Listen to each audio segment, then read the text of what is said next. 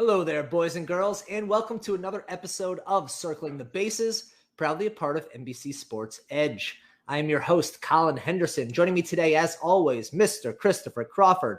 Chris, we are through week one of the NFL season, and both of our teams are 1-0. We don't deserve it, but it counts, and I will take it all over with. My Giants are 1-0 for the first time since 2016. You took care of Danger Russ Wilson in the rematch. I mean, this is a good Tuesday. I'm very pleased about how week one went. I still love you, Russell. And for those of you who are watching on the podcast, you can see I still have my love for my boy Russ right over there. Good. But so you're not one of those who was booing him at the stands? No, and I will say this. Because he asked out, I can justify it a little bit. I certainly wouldn't be booing him because of everything he did for this community.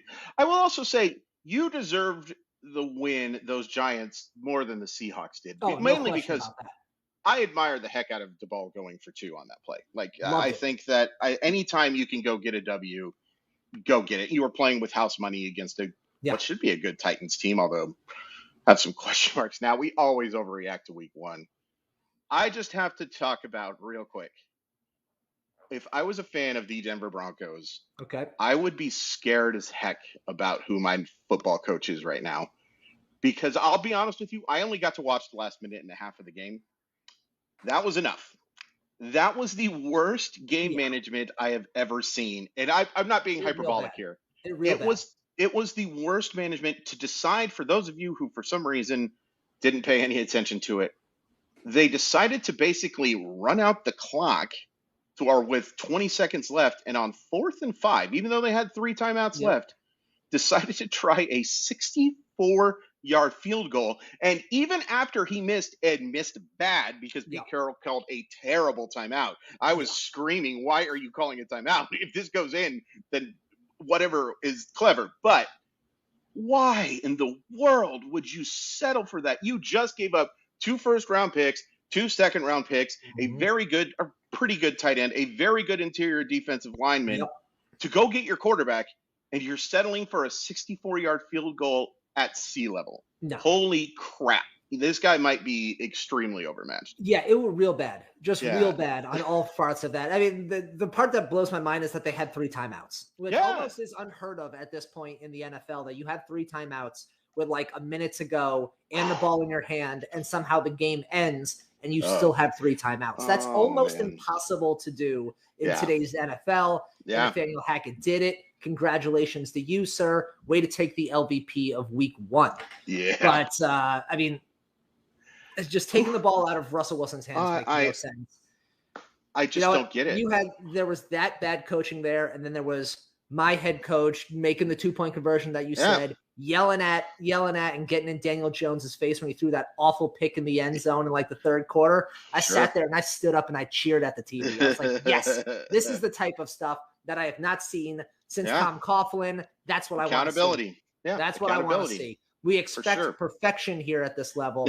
Full remember the Titans quotes here. Like, we expect perfection at this level. I finally got some of it. I mean, and to be honest too, like, a little bit for you beggars can't be choosers. I don't think things have gone entirely well over Chris, the past that is besides the point. I am bringing positive vibes to the show here. Positive vibes only. Stop bringing me down with that negativity. By the way, real quick before we get into that sport that we're supposed to be talking about, the Joe Judge, Matt Patricia thing, I don't think is going to work out terribly well in New England for some reason. No, you know what? I'm all about it. I'm here with the popcorn, ready to watch. A little Schadenfreude. I kind of get it. This year. Yeah, I kind of get it.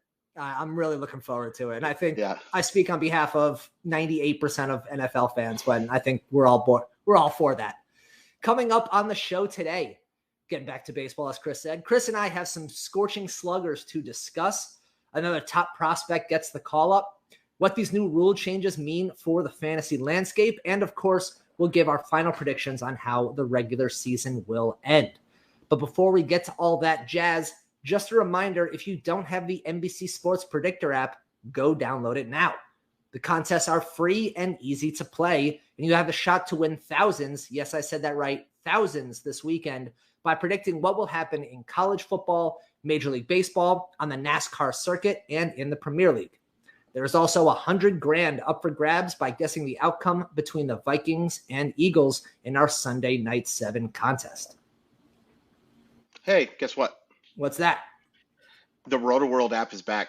Yeah, it is. And we're pretty excited about it. So for those of you who have been on the NBC Sports EDGE app, that will be back to the Roto-World app. We are back on our good stuff. It's great to see. Everybody was very excited about that change. It's great. So, yeah, if you haven't downloaded the app for whatever reason, now search for Roto-World on wherever you go ahead and get your apps. And we're really, really excited to go forward with that. Yeah, bringing the R word back in a good way, and I'm all for it. Yeah. Let's get to those top stories here. All right, let's talk with a guy some people might have heard out there, Mike Trout, relatively well-known. Yeah. The future Hall of Famer is kind of on a bender right now, has 7 straight games with a home run, 1 short of the MLB record. We are obviously recording this on Tuesday night. He plays later tonight, so we're hoping that he gets to the 8. We do not know that at this exact moment. Overall on the year, though, hitting .279 with 35 home runs, 69 RBIs, 72 runs scored, and an OPS right at 1. Has only 1 stolen base on the season. So obviously we look at Mike Trout. He's on a heater right now. If he's in your fantasy playoff lineup, if you are fighting for a championship right now and he is on that roster, he is making up for the injuries that he sustained and then you had to swallow for the first half of the year. But 35 home runs is exactly what you're hoping for. If you told me at the beginning of the year Mike Trout had 35 home runs, I'd be like, okay, it's not a bad Mike Trout year. It's not his best, but it's a pretty good Mike Trout year. Everything else still kind of lacking. Like I said, 1 stolen base, though, hurts it. What do you look at? You're starting Mike Trout in every league. I'm not even having that conversation. But no, what are you looking at with Mike Trout and this recent heater? Has this changed your outlook at all for him when you look at him in 2023 drafts? I don't think so, but mainly it's because that's a compliment, not an insult to him. Right. And by the way, that game's going on right now, and they are just not pitching to him. He's thrown, the last time I checked, he's seen 13 pitches, and 4 of them have been strikes. Okay. And he's walked once, and he's flown out twice. We'll keep you updated. I don't know why. You'll know if he hit the home run or not. But for those of you who are watching live, a live reaction, I'm all in. We'll be for that. I mean, look, here's the thing. He's hitting .279. Right now, coming into the game. He's .278 now after going 0 for 2. I think I expect a little more average from him, to be completely honest with you, and I expect a much higher on-base percentage because I think he's going to walk. I just can't see him. He's walked 45 times in 100 games. That's not abhorrent by any stretch of the imagination. I just expect more. I think that they're going to start pitching around him a little bit more next year, especially if he's hitting behind Ohtani, who, Ohtani's been great. But got off to kind of a slow start, or comparatively anyway. Yep. But look, what he is what he is. He's going to be a guy who hits right around 40 home runs to 50 home runs. It wouldn't shock me if he reached that stretch, if he's going to be really an all-in towards that category kind of guy, which he might be in his advanced age of 31 years old. But the stolen base days are gone. There's 4 stolen bases now in 3 years, And I know that, look, he only played in 36 games, and 2020 season was shortened, but he only attempted 2 stolen bases in 53 games that year, and he's attempted all of 1 stolen base. So look, that puts him behind some guys. It just does. Like, it doesn't matter if he hits 55 home runs and drives in 135 runs. He's not going to contribute in the stolen base category when there are some other guys who are going to do that. So yeah, he's still a first round guy for me. But it's the back end of the first round instead of the top, just because of the fact that he's only an 80% player compared to some guys who have a chance to be 100%. With the stolen bases, with the health issues, I think we might, this stretch, and if he can finish strong to the end of the year, I think you're looking at a first round, back end of the first round pick. Right. But there is a conversation that he might be a second round pick next year. You might be going for the guys might want, all right, if stolen bases are off the board, maybe Freddie Freeman is suddenly a guy I'd much rather have than Mike Trout. That is a conversation that we as rankers and as obviously fantasy managers who will be drafting next year will have to have that conversation. But the health concern has been such a major factor for Mike Trout over the last 3 years. 100%. We know he has been diagnosed with that back situation that is going to obviously be a part of the remainder of his career as well. We don't know how exactly that's going to play out, but it is a factor. So I'm curious to see if he finishes off the year strong. I think he locks himself right back into the back end of the first round. But if he were to slow down, if he were to cool off, if this is the final hurrah, so to speak, of the 2022 season for him, then I think there's a chance that we are looking at him as a potential like top of the second round kind of pick, which is something that you just simply could not have thought of 3 years ago when he was a bona fide top 2 at worst. It's just different. And I will say this, like, if he does fall to that, let's say you're playing in a 12-team league, that 13th, 14th, 15th pick, you should be overjoyed and jump on it. Right. I would love to grab Mike Trout in the second round if he was theoretically there. Look, this is a guy who has not played 150 games since 2016. And again, some of that because of the 2020 season, he was as healthy as he could. He was going to have maybe his best season, not fantasy wise, but like overall because of like the rates. I believe it was his highest OPS, or if it wasn't, it was really close. It was a really good year. But the fact of the matter is he is not. This is not a short-term thing. You are going to have to rely on the rates a little bit more than some guys like Bryce Harper and Freddie Freeman, who you mentioned, and those type of guys. But when he's in your lineup, he's capable of doing things that very few baseball players can. So I think you have to take him in the top 15. And if you wanted to go as high as 8 or 9, I wouldn't call you a nincompoop. I wouldn't call you a nincompoop either. But as someone who went pretty much universally in first rounds of drafts this year, Bo Bichette, who has not lived up to his draft day value. Speaking of heaters, he is on. Oh my gosh. I mean, oh my gosh is right. Since the start of September, get ready for these. Bichette is he's slashing 5'11", 549, 1.128 with 7 homers, 21 RBIs, 14 extra base hits, 15 runs scored in 11 games. That's in 11 games. He's got 7 home runs, 21 RBIs, 14 extra base hits, and 15 runs with an OPS of 1.677. I mean, just that'll play. That'll play.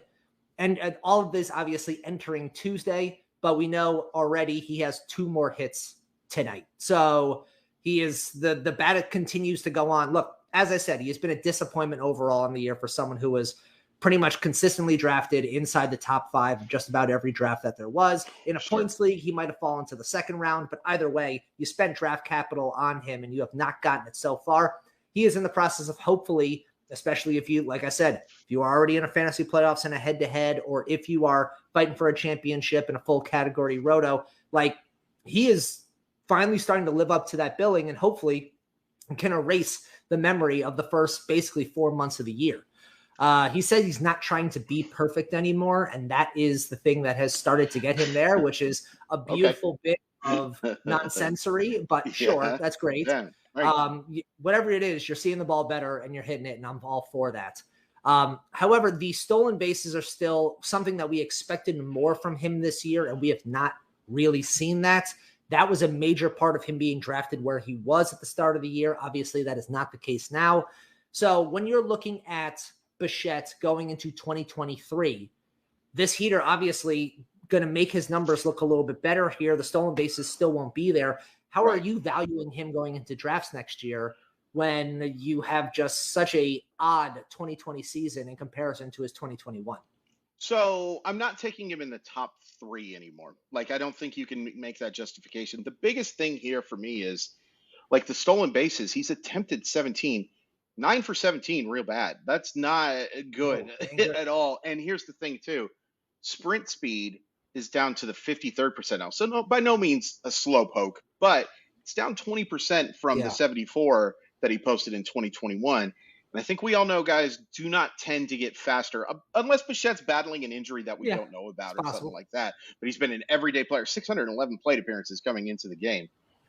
All that being said, like, I think you can justify taking him in the top half of the first round. And he was kind of due for something like this. Like, his expected batting average is in the 91st percentile. His hard hit percentage is in the 92nd percentile. His expected slugging is in the 83rd percentile, barreling the baseball well above average. I mean, his approach frustrates the heck out of me, but this is what Bo Bichette is. That is what he is. Yeah. He is an aggressive player who is an excellent bad ball hitter as well. So, like, you're just going to have to, I love to say it, take the bitter with the better in that category. He's just not going to ever be an on-base percentage stalwart. I don't know how many shortstops I'm taking above him, though. Trey Turner, yeah.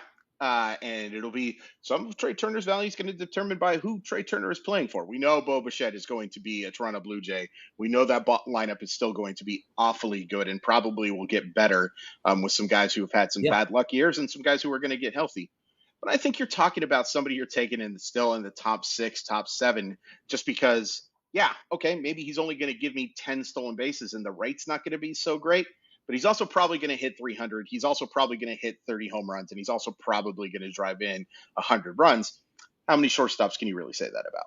Yeah, not many. And I mean, especially in a world where we look at 2023 drafts and Tatis with his suspension, like he would be a guy who would absolutely lock into that spot. Now, obviously, he falls in the draft again. So, like, there is opportunities for Bichette to still be a top 6, top 7 first-round pick. 100%. Also would not shock me, though, if people got a little attached to the stats this year, attached to the stolen base issues, and go, you know what, maybe he's more of a back half of the first. Yeah. But, I mean, I could even see a world where he somehow falls to the second if there's a bunch of bitter people in a league and they decide that they don't want him. But yeah, talk about taking advantage of a situation if you're exactly. But somebody look, who gets to do overall that. outlook for you and I'm going to speak on behalf of you here, is that Bo Bichette is going to be a excellent player for the foreseeable future. And I'm not worried. I think what he's showing now is finally, like you said, the flip side of that coin that has been really most of this year, where it just doesn't seem like he ever really hit his groove.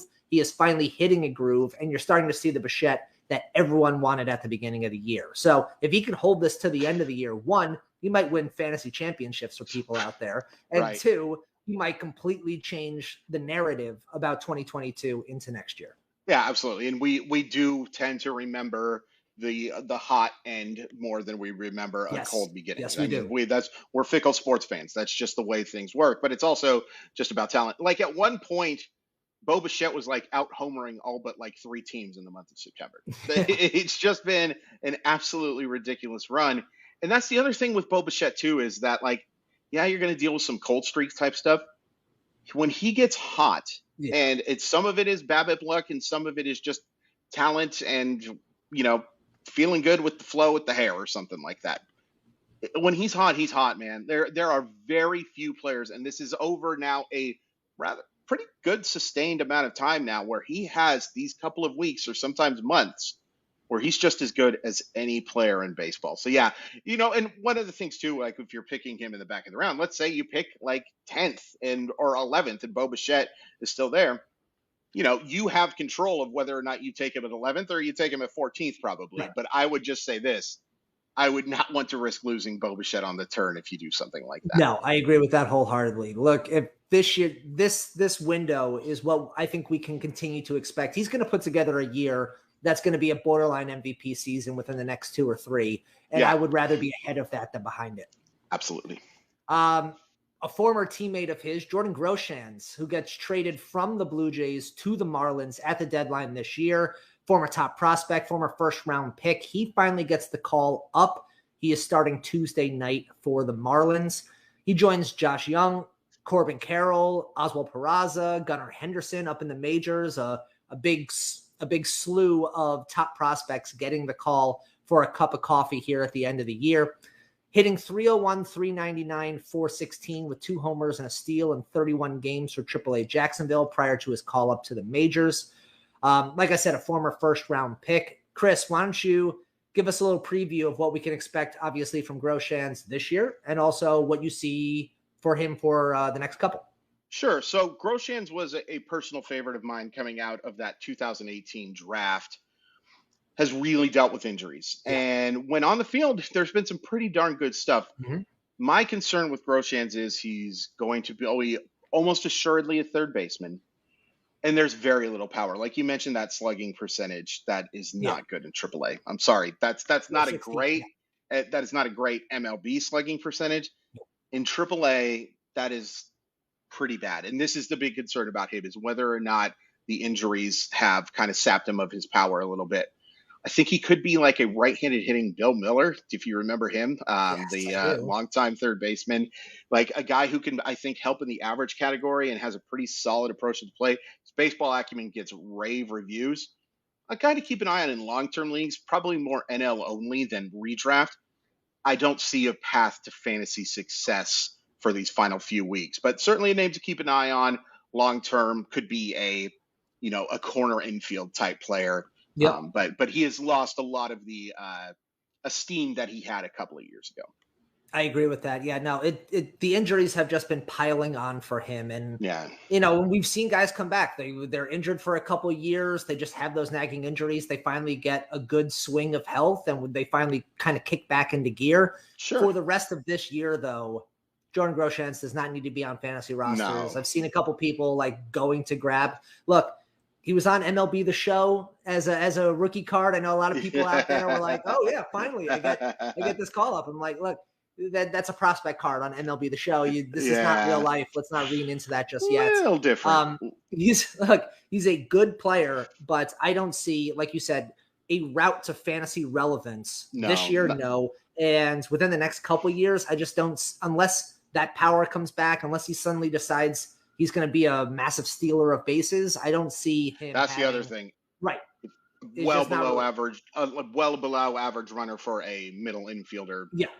Well above average runner for a human being, but for a Major League Baseball player who has played shortstop and third base, I mean, you want those double-digit stolen bases if you can get them, or you want elite power, and he provides neither. But I'm rooting for him just because this was a guy who looked like he was on his way to maybe being a future star. He had a 909 OPS in his 23 games with Lansing in 2019 before an injury, had an 817 OPS in 2021 before another season where he was limited to 75 games.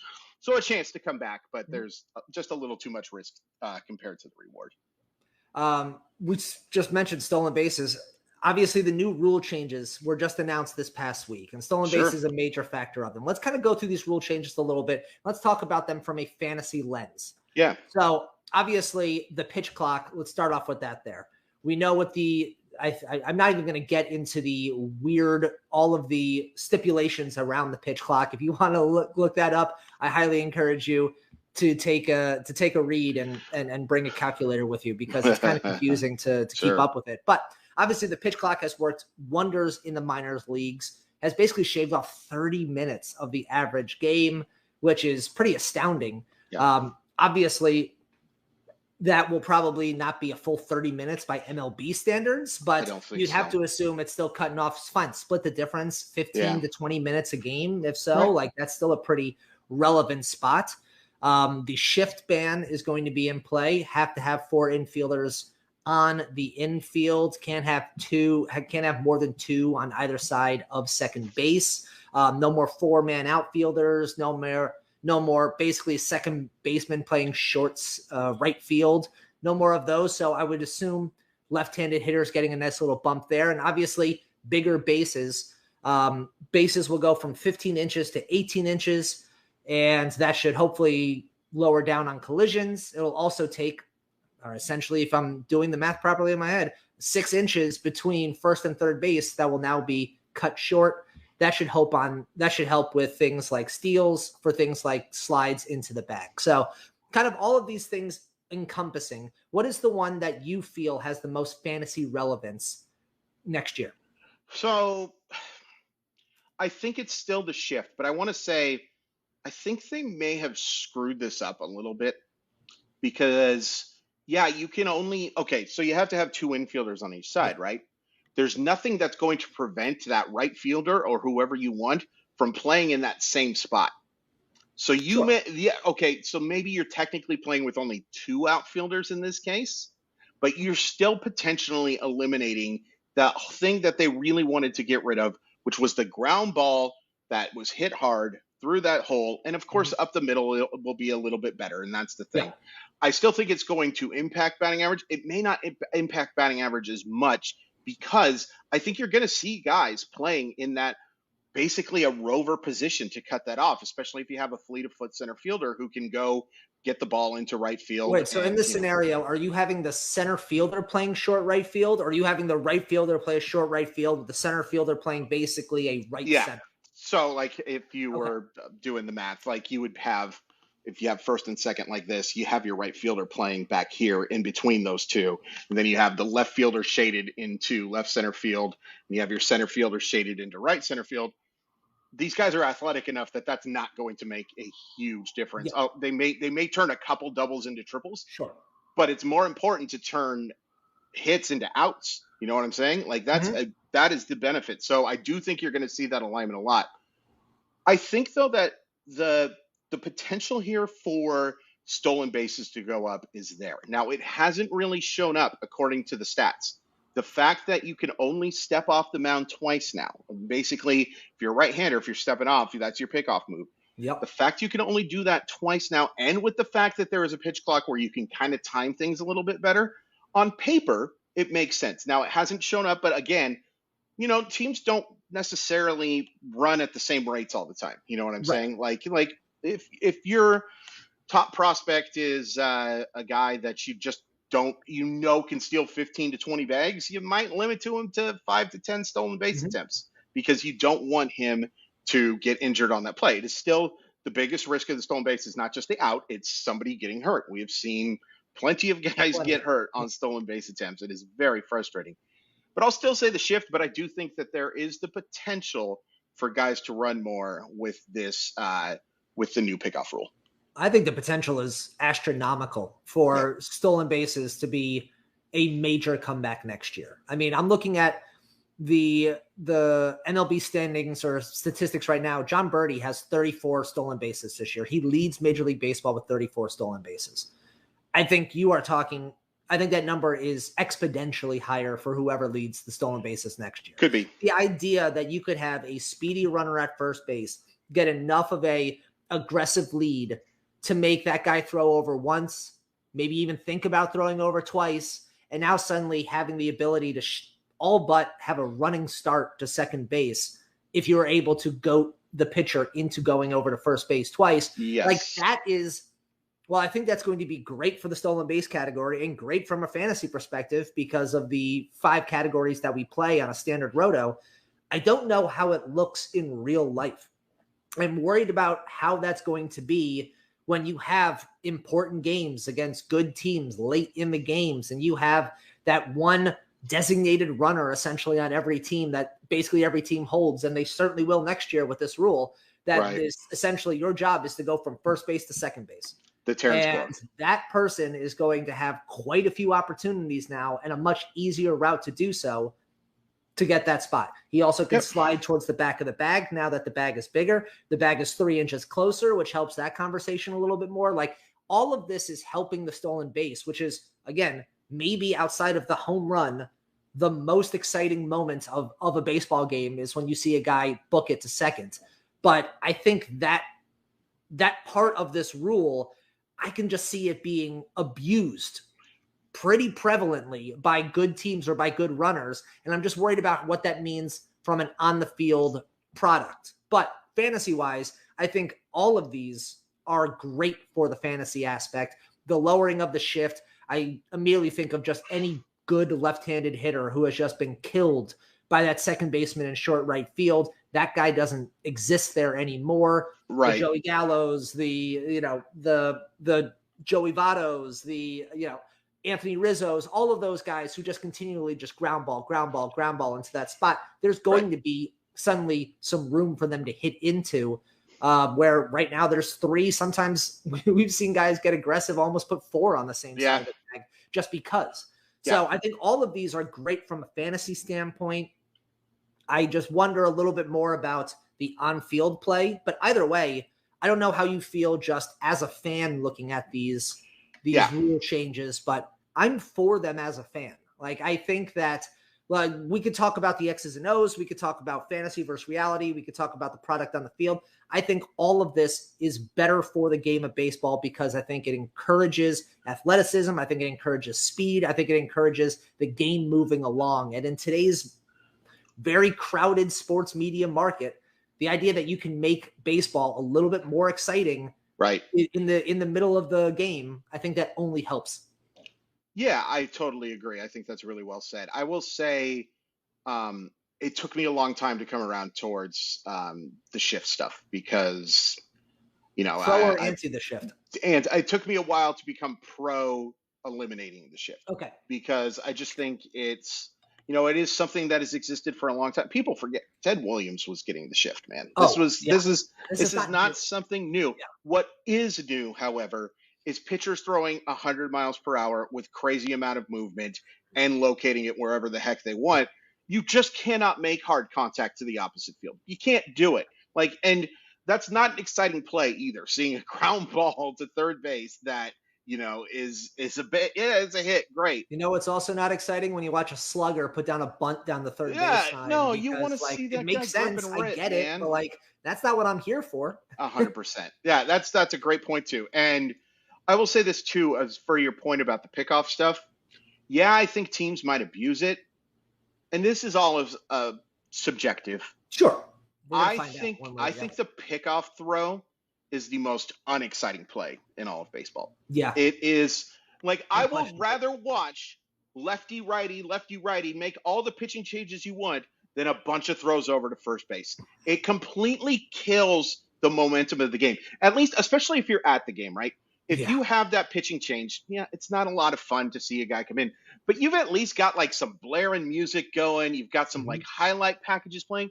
When there's pickoffs going on and you're throwing over 7 to 8 flipping times, there's nothing. It's nothing but you going, holy crap, please throw a pitch. Please well, you're skipping the almost legal calling for all the fans to boo regardless of anything. Oh, it's so bad. You can throw over one time and you'll get a chorus of boos. Yes. I'm there's a very speedy runner at first base. He's got a very aggressive lead. If there ever was a time to throw over, it's now. It's a great baseball play. It's an important baseball play. It also, it's something too if their reliever is not ready, it's a great way to waste time for that guy to get ready. But it kills. The most important thing is not and I will say this, I don't want baseball games to be 2 hours long. That would suck to me. A 2-hour baseball game sounds miserable to me. Yeah. That's not fun. Again, because I'm a person with no children and just have 3 dogs that are relatively potty trained, I don't have a whole heck of a lot going on. I like the fact that from 7 o'clock to 10 o'clock, I know that I have got something to do. I can watch a Mariner game. A 7 to 9 game, okay, yeah, I can appreciate it every once in a while. That is not what I want. I don't think we're shaving an hour off of the game. Well, you know what, though? There's going to be some games that are going to go awfully quick for some. You know what? Yeah. I've been to a Mariner game that was an hour and a half as well. It was Ryan Franklin pitching against Mark Burley. It was a 1-0 game. Yeah, it was a lot of fun. It was 92 minutes. It was 1-0. I'll tell you that much. But yeah, it was a 92-minute baseball game. Mark Burley just worked for those of you who don't remember. I mean, as soon as ball hand. But I don't want that. A 2-hour and 45-minute baseball game or a 3-hour game is perfectly fine for me. But what I don't want is a bunch of standing around. I don't want a bunch of, and that's what people want. Nobody complains about the length of football games because for the most part, a lot of stuff is happening. And of course, fantasy football has become so popular, it doesn't really matter how the game is played. It just matters if they score them fantasy points. Basketball has a lot of standing around. Basketball games can take a long time. Have you ever watched the last 2 minutes of a 7-point game in a basketball game? Holy crap. Worse than anything longer than the first quarter. Exactly. Longer than anything and more annoying and boring to watch than especially college basketball. Oh my God. Those games can be. We don't got time to get into that. Yeah. I could rant for 20 minutes on that. But that's the thing, is we just want action. We want stuff moving around. And that's why I'm so in favor of the pickoff thing, because you take the least exciting play in all of sport. And you take, in my personal opinion, I like the stolen base more than the homer because it's just that challenge thing. It is I'm going up against you. I've watched the Seattle Mariners in the 90s just hit dinger after dinger. Maybe I became spoiled from that. But the most important thing is that you make the game more excitable and more accessible. And I think these rules go towards that. I'm not giving any credit to Rob Manfred. Don't give him any. Nope. I'm fine with that. I'm perfectly fine with that. Nope. All right, let's get to some final predictions for the year. Obviously, we've only got about 20 games left, give or take. Yeah. So let's get to a couple of these, and let's start with 2 of the guys who are making a name for themselves here. Let's start with Albert Pujols. Obviously, on his final year, sitting at 697, 3 home runs to go. Does Pujols get to 700 home runs? He has 22 games left to do it, but it's more like 21 because there is a doubleheader in there, and I assume he's not going to play both legs of it. But so he's got 21 games essentially to get 3 home runs. We all know the hardest one is getting that 700th. Guys will sit on 699 for quite a while here. Fun fact, he does get 6 games against Pittsburgh to finish the season. With the lead that the Cardinals have, which I believe was 8.5 entering today, those 6 games would probably all be meaningless games, which means Pujols gets to play all 6 of them, all at bats.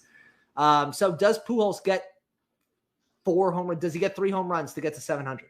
I don't think there's any doubt in my mind. I don't think there's any doubt either. Mainly because away by the number of people who are still asking that question, like genuinely worried. Yeah. Like the reason I'd be nervous about it is just because like he could go through a cold streak, and the real reason we're nervous about that is he's made it very clear that he is not coming back in 2023. So. This is his last chance to do it. That's the reason to be nervous. Lots of people have gone through cold streaks, and he's right around the pace of a homer every 7 games, I believe. Mm-hmm. So that it's going to could be really close, except for the fact he plays the Pirates, who Albert Pujols has 27% ownership of the Pittsburgh Pirates. Yeah, he owns it. He just crushed them for so long. And yeah, I know you're technically not supposed to take that into account. It's different every year.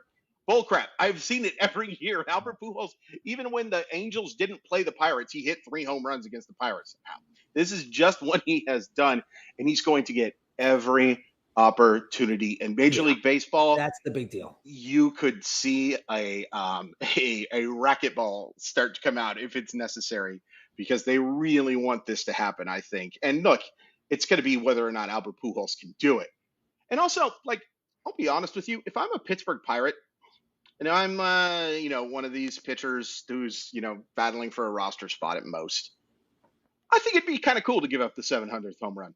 Look, I think it'd be kind of cool to be. Real chance that he gets a Derek Jeter in his final at bat, Adam Wainwright type of right thing, down the middle, and just let it go. Totally. Chan-Ho Park to Cal Ripken in the All-Star game is the one I remember the most. But you know what? I would kind of like to be remembered as the guy who gave up the 700th home run. You know what I mean? So am I trying to give up a home run? No. Am I challenging him with my fastball? You bet your sweet bippy I am. Yeah. So at the end of the day, I am definitely seeing Albert Pujols. In fact, I'll say he finishes with 702. 702 gets it there in spades. Yeah. I will say, I think there is a fascinating conversation at the idea that he has like one, I believe his final. So I said 6 games against the Pirates. If I'm remembering correctly, the first 3 of those are at home.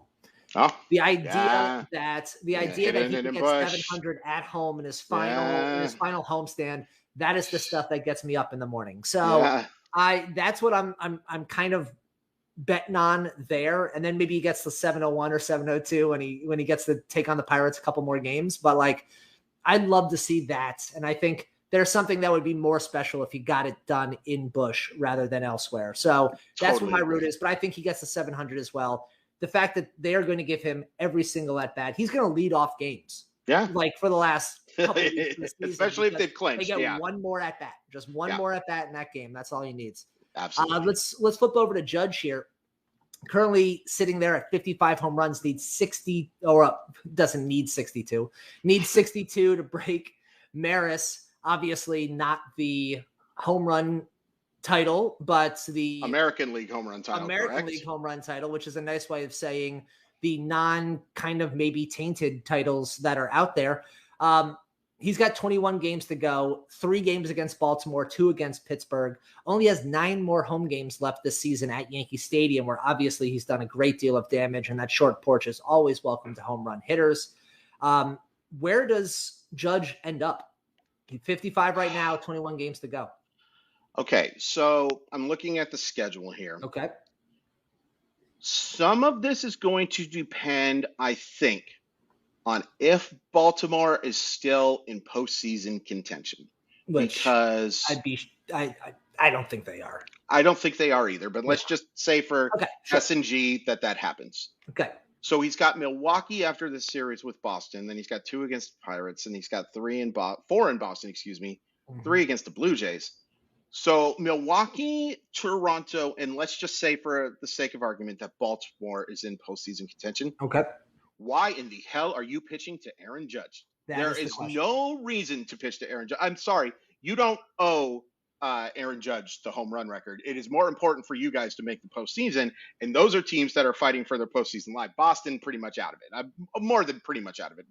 Entirely out of it. I think they're like 0.4% on Fangraphs or whatever to make the postseason. It's Even not. That seems high. Yeah, not going to happen.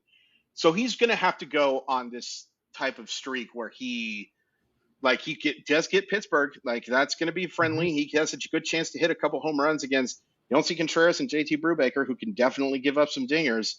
Brayan Bello's definitely a guy who can give up a homer. Nick Pivetta, Rich Hill. He's got some friendly matchups here.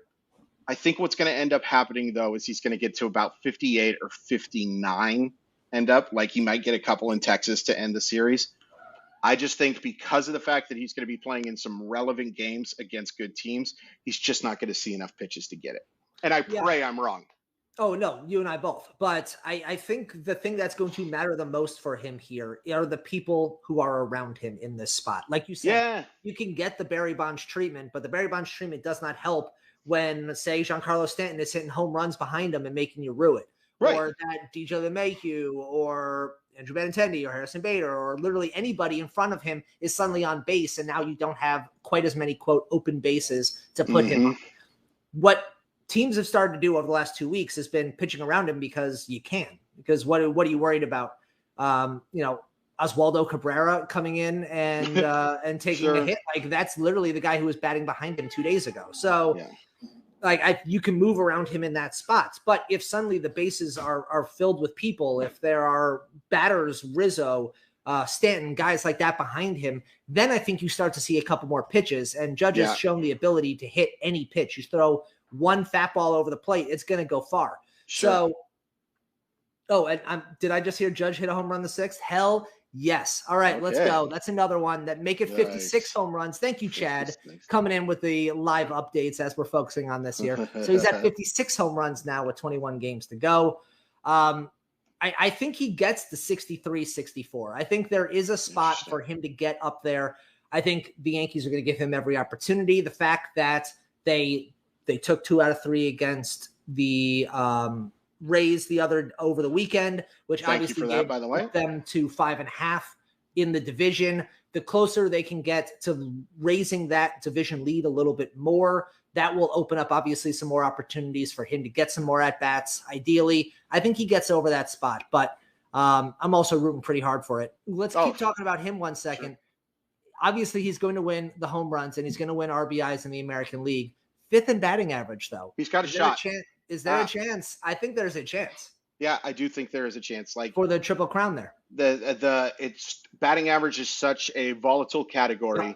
Only 12 points back from Bogarts. So he's 2 for 3 today with that homer, as Chad excellently put out. Did get caught stealing.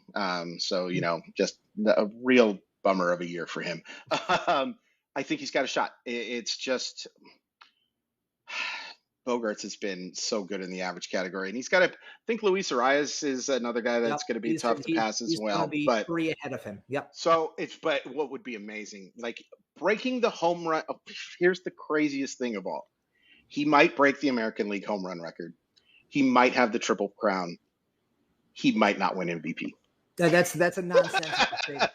I know it's a nonsensical statement. I will tell you right now, and we don't have time for it.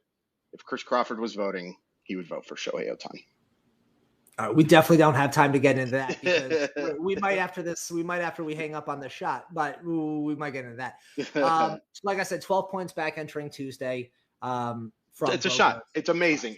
So it's one of the shot to go up there and get it. Can we do one thing real quick? What's that? Do you remember saying that Aaron Judge might regret passing on that $230 million contract? I vaguely remember a version of me, a multiversity version of me that might have said something along those lines. What do you think you get? Well, just say I'll set the over under.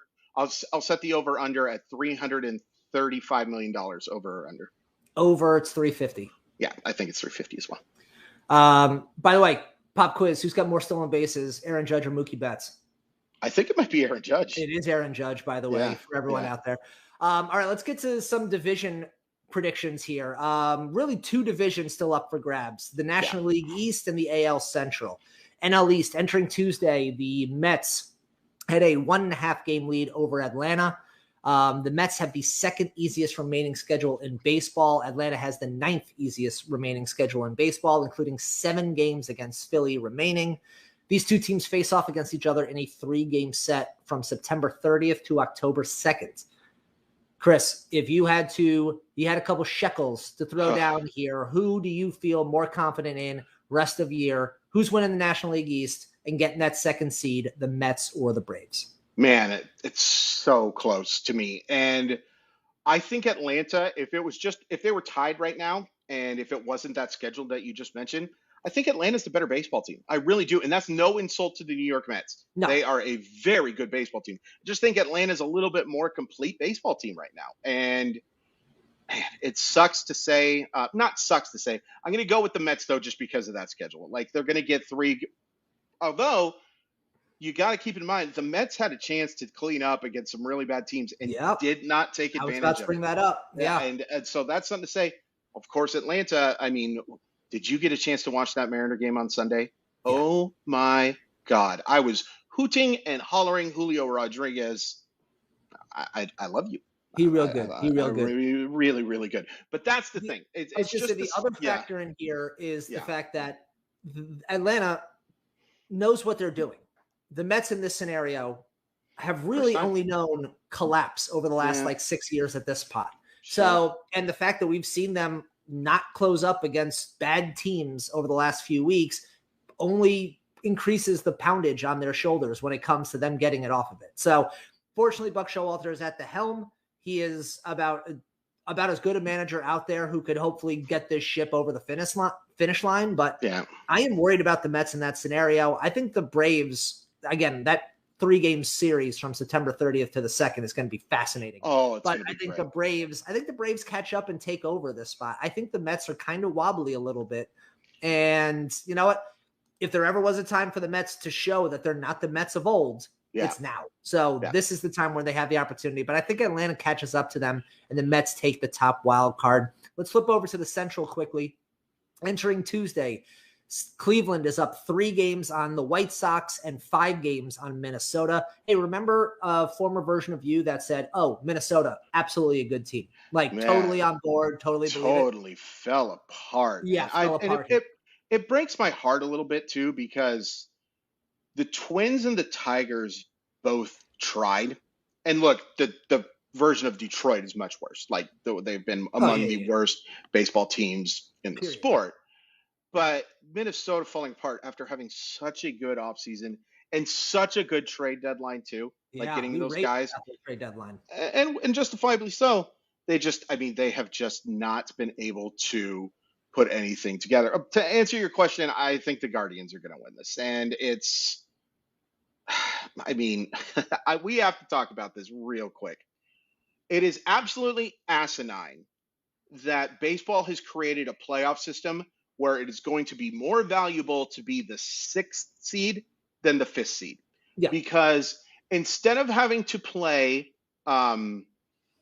especially with no reseeding, if you want to do this and do reseeding, I'm totally fine with it. Just reseed it. And why isn't there reseeding? Has anyone explained why that there isn't? It is asinine that the playoff seed that you would want, like if you're the Seattle Mariners, and you don't get that 4th seed. And I think they will get the 4th seed. I think they will actually end up on top of Tampa Bay and Toronto. Have the easiest remaining schedule in all of baseball. In all of baseball, and Tampa Bay and Toronto are just going to cannibalize each other over these they play each other a couple times from now. They've got a 5-game series going on right now.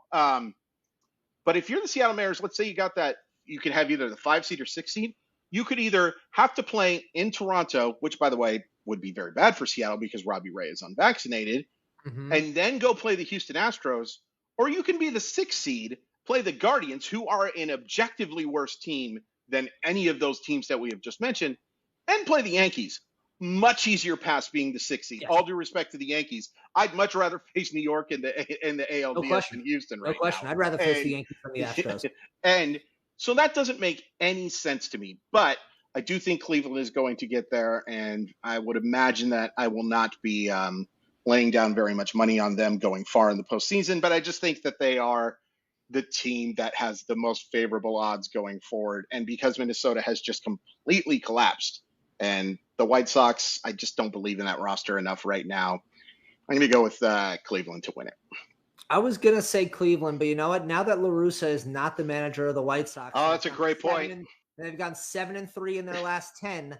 This might be finally the time where Chicago starts looking like the team that many of us thought was easy money at the beginning of the year. Addition by subtraction. 3 games back. Chicago has the 24th hardest schedule remaining. Okay. Cleveland has the 25th, and Minnesota has the 26th. Oh, so basically negligible between all 3 of them. Yeah. It is truly a whoever wants to be the best can be the best. Like I said, Chicago 3 games back entering today. I might put some extra money on if Chicago. The odds are. I think the odds are probably in a good spot. I don't have those odds in front of me right now, but sure. Look, I think Chicago that team is relatively healthy. I'd love to see Luis Robert be healthy right now. His stop-start has been painful to watch, but Eloy Jimenez finally looks good. Yeah. Lance Lynn is starting to finally look like his old self. He has a ERA sub-2 over his last 6 games.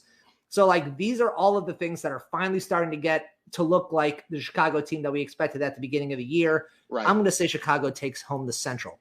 Yeah, I mean, it wouldn't completely shock me. By the way, I'm looking at Minnesota's schedule right here. They've got 3 against the Royals, very winnable. Then they got a 5-game series in Cleveland. That'll be your put up or shut up thing. One of them is going to knock out. Yeah. And here's the problem unfortunately for what Minnesota's got going on right now is you just don't know who's going to start these baseball games. Yeah. They're starting pitching. Unfortunately, the Tyler Mahle injury was just it's rough. Such a bummer, man, because they made such a good deal to get that guy. And I will pick Minnesota to win that division next year, especially if they can get Carlos Correa back. I don't think that they will, but if they can make another addition to get a shortstop, not as good as him, but of his ilk, I'll like them a lot. But this will be interesting.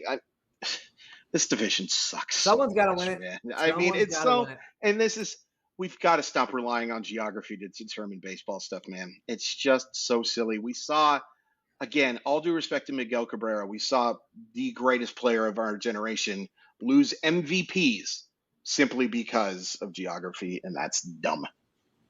No argument here. Thank you.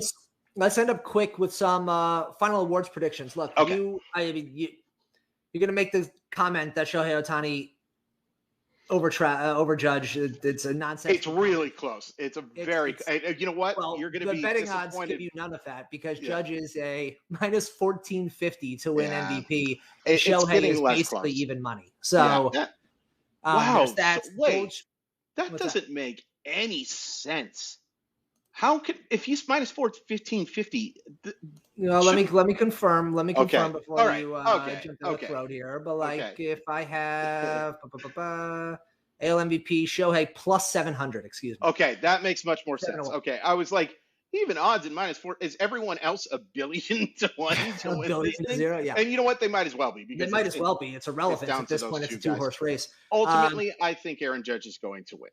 Yeah, I would agree there as well. Goldschmidt going to be a lock for NL MVP. No one's touching that one here. I don't think that's necessarily completely true either. Minus 2,200 on the betting odds. Gosh, and Nolan Arenado behind him at plus 3,500 and Freddie Freeman at plus 3,500. I would be awfully tempted. You have 350 to 1 odds. Yeah, I would be awfully tempted. I would be awfully tempted to bet money just because I think people are. Arenado, man. Arenado has been really good. Everybody talks about defense until they don't have to talk about defense anymore. So look, I get it. I would just say this, those MVP odds aren't necessarily speaking to beat writers, but no, they certainly are not. If I was just going to bet on the 2, then those would be the guys that I would bet on. And I would be totally fine with them winning. But Nolan Arenado has been so good with the glove and such a good offensive player as well. And Paul Goldschmidt hasn't been a horrible first baseman, but the difference is palpable. Of course, the difference in offense has been pretty substantial too. That's been relatively substantial as well. Let's talk about Cy Young here quick. American League really looking like a 2-horse race with McClanahan going down, which was a super bummer. Dylan Cease at minus 140, Justin Verlander at even money. Obviously, Verlander still not coming back from the spot. He was in pole position for this award, and now Dylan Cease is kind of maybe nudged in front. But where do you take it? If you have to pick one of those two for AL Cy Young, who you vibing? Man, that's really close. I think I go with Cease just because of how good he's been down the stretch. But man, you could make an argument too for Kevin Gausman, who is technically the leader in BF WAR, for any American League pitcher. But just because of how good Cease has been as of late, I think the memory is going to be a little fresher. I'd probably vote for Verlander because I think he's been the most consistent option of those three guys. But if I was going to bet, I think it might be Cease. I think I'd go Cease there as well. Look, if Verlander could have stayed healthy from now to the end of the year and got a couple more starts in, I think this is Verlander's award, especially coming off of the injury and all of the narrative surrounding him. You really could have swung that. National League style, Sandy Alcantara is the favorite, minus 210. Max Fried and Julio Urias are 7-1 behind him. Zach Gallen plus 850 behind them. Is it Alcantara's award, or do you feel somebody else could go up there and grab it? I think it's Alcantara's award. Where's Carlos Rodon on that? Carlos Rodon is... Man, because he is the guy who is leading. He is not in the top 7 of them. That's sad. Because this is literally the guy who has the highest. Top 10 of them. He's got literally the best WAR of any pitcher in baseball right now, according to Fangraphs. And oh no, I see him here. He is plus 100, plus 15,000. Excuse me. Good, great. I wanted to make sure that I had all the zeros proper. He would be my second place vote, but. Look, innings matter here, and Sandy Alcantara reached 200 innings today, a stat that you're just not going to see a whole heck of a lot of anymore. I think it has to be him, in part two because of just how flippin' consistent he is every day, writing about, it seems like him, 7 innings, 2 runs, 8 innings, 2 runs, 8 innings, 1 run. It just, you don't see that from pitchers very often right now. All due respect to Aaron Nola, who some people might look at his win-loss record. Please do not look at win-loss records. But yeah, I think at the end of the day, it should be Alcantara's, and I have zero issue with that. Are you going to have any issue with me saying Julio Rodriguez is a lock for AL Rookie of the Year? I'm not. Yeah, you've thrown some unnecessary jabs out here. I'm just trying to embrace some debate, man. I heard people make a lot of money doing that. No, they do. I don't. For the record, I don't think it's close. All right, the National League Rookie of the Year. Then let's finish with that one. Yeah. Spencer Strider, currently the favorite at minus 145. His teammate Michael Harris at almost even money, minus 105. That's so close. Those are the two heavy favorites so far. If I'm scrolling through, that's it. And then Seiya Suzuki at plus 25,000 after that. Wow. So it is a Strider versus Harris award here. Which one are you giving the nod to? I'll go with the hitter. I personally, all due respect to Spencer Strider, who has been so fantastic, and I will not want to face that dude in the postseason. Hopefully, I don't know if I'd swing, to be completely honest with you. I'd hope that he just has horrific command and just can put some guys on base via free pass. The tough thing here, I guess, a little bit too, is that I guess they both were kind of later call-ups, but Michael Harris has just been so good and provided such nice defense for them. It's really kind of been a savior for them in where it looked like their outfield was going to be loaded. Not really. It has been a big thing for them. Spencer Strider's been a big helper as well.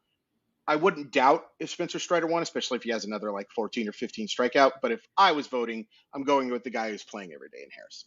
I think Michael Harris wins the award because I think pitchers are just inherently handicapped when it comes to this award in particular, when they have to go pitcher versus hitter, which obviously Cy Young and MVP, you rarely have to do any of that.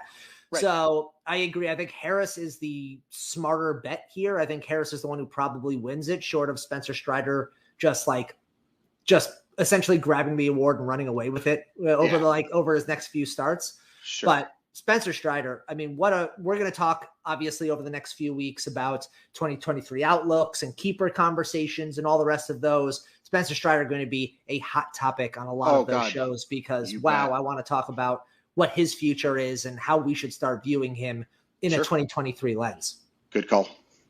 But that just about finishes up our show for today. If you enjoyed the show, then make sure you're subscribed wherever you listen to your podcasts so you don't miss an episode in the future. And if you listen on Apple Podcasts, please be sure to rate and review us. Love those 5 stars. And while you're at it, be sure to follow NBC Sports Edge on Twitter, YouTube, and Twitch to be informed of all of our live shows, Q&As, segments, articles, and more, so you can stay up to date on everything around the league and join in on the action. You can follow me on Twitter at KyleDon'tLie, and you can follow Chris at Crawford_MILB. Be sure to tune back in Friday morning for DJ and Drew, as I'll have a fresh new episode for you as you look to secure that championship, so make sure you don't miss it. Until then, stay safe out there, and as always, thanks for the listen. No, Chad, I don't think Edwin Diaz gets any first place votes for Cy Young, but if any reliever deserved it this year, it'd be that guy. Okay, love you, bye.